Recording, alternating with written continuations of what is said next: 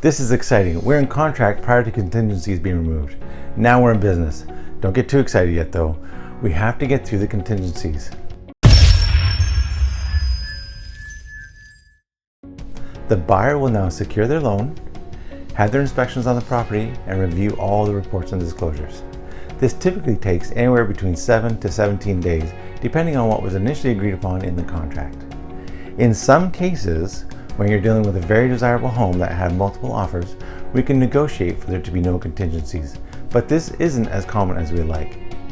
During the contingency time frame, the buyer can back out of the home if they are not happy with what they discover on any of the reports and disclosures, or if any of the inspections that they have done.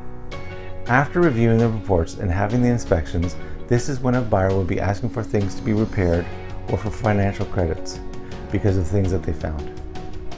If they have requests and we cannot come to a mutual agreement, the buyer has the option to back out of the home completely.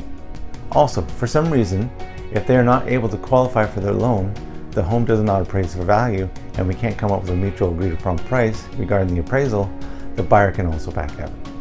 You need to understand that if a home does not appraise for the contracted amount, that the lender will only lend on the appraised value and obviously taking into consideration what the buyer is qualified for.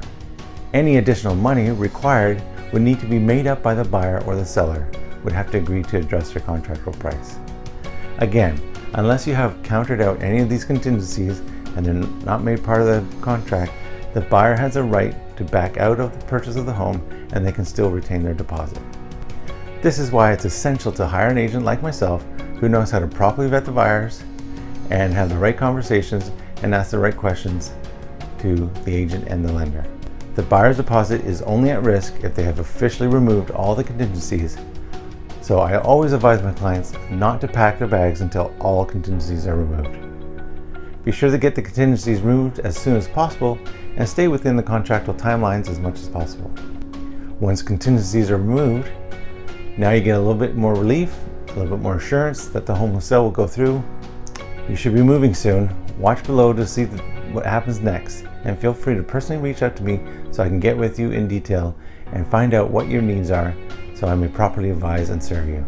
I'm Kevin with Kevin Scott Real Estate, eXp Realty, turning houses into homes.